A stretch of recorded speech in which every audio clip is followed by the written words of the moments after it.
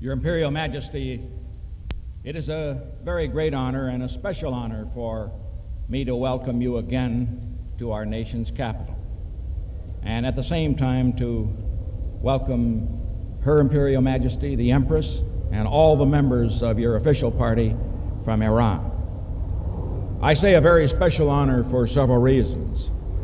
First, because our friendship goes back over a period of 20 years.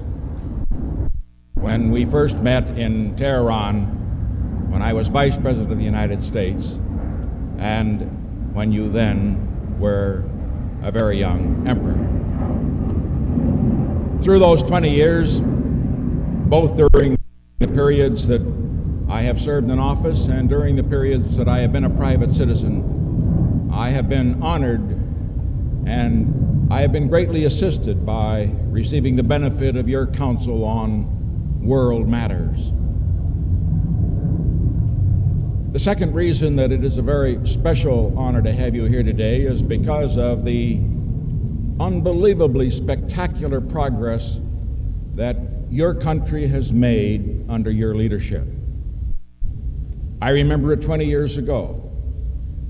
I saw it again when you received Mrs. Nixon and me so graciously just a year ago in Tehran.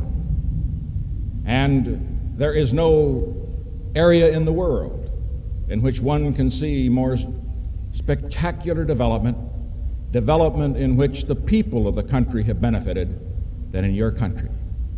And the whole world applauds you for the leadership you have provided to your people in bringing economic progress and justice to them.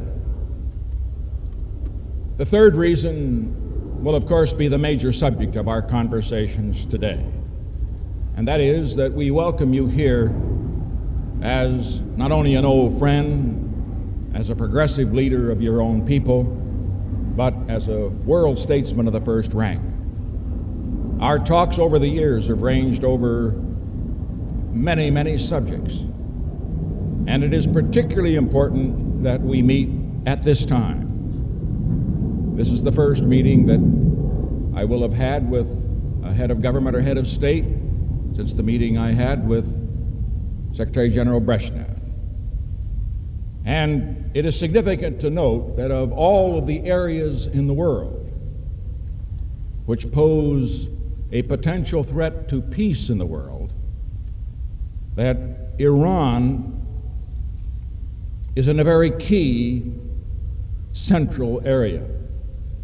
I refer, of course, to the Mideast, to the Persian Gulf, and to all of that area that surrounds it.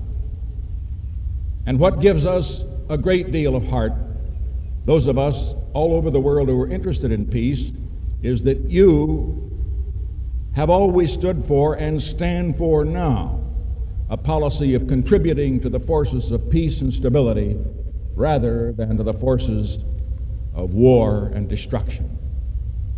I know, therefore, that our talks will cover the whole range of world problems, but particularly that I will have the benefit of your advice on the problems in this critical area of the world, where with responsible leadership we can avoid war and build a new era of peace for the people of that area who deserve it.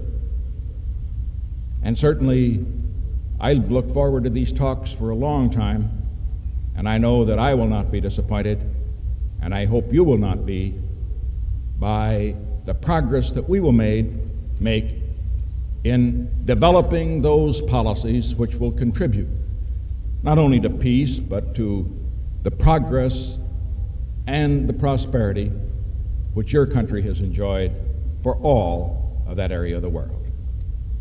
And so again, we welcome you today officially, but more than that, we particularly welcome you and the Empress as good friends and old friends. We treasure that friendship, and from that friendship, we hope to work together toward a better world for both of our peoples.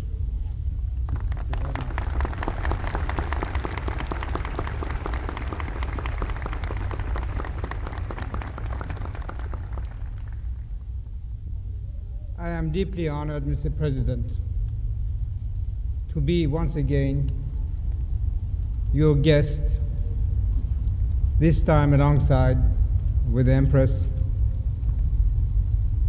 to pay our respects to the people of America and the friendship that they have shown towards us since the inception of official diplomatic relations between our two countries. But also to express to you personally my happiness to have the opportunity of talking to you and having the wise advices that you can always give, because in the world that we are living, especially in the days and years which lie ahead, we have got to be in constant contact in order to preserve what is really worth preserving, for which we are working, for which we are striving, and in our case, for which we are ready to die. You have mentioned graciously that our country is making progress. That is true, as the United States has made progress. What you have achieved since your independence is unbelievable. We have had the privilege of flying over your country since yesterday. What we see is something staggering, wonderful, and really something to be copied where it can be copied. You have been blessed with so many wonders of nature.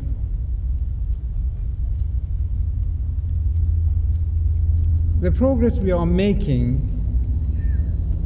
is really to benefit the maximum majority of our people. We are following a policy of participation to the extreme limits. I could even say that, for instance, farmers would have an interest in seeing industries running well, and vice versa. Industries will be interested in the welfare of farmers because they will have a greater purchasing power. People from down the village to the big cities will have in various and different ways the means to express themselves freely. We are trying to develop our country with the maximum speed. We are giving our people the maximum possibilities of expression. But also, we want to make it very clear once more that we will keep not only our past glories and histories, but our future with vigilance. We are not one of those countries who will surrender, because what we will surrender is too much, is too great.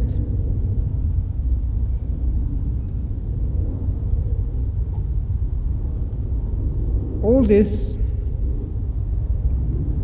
I hope, will create in the region some atmosphere of stability, of people, instead of quarreling, trying to understand each other,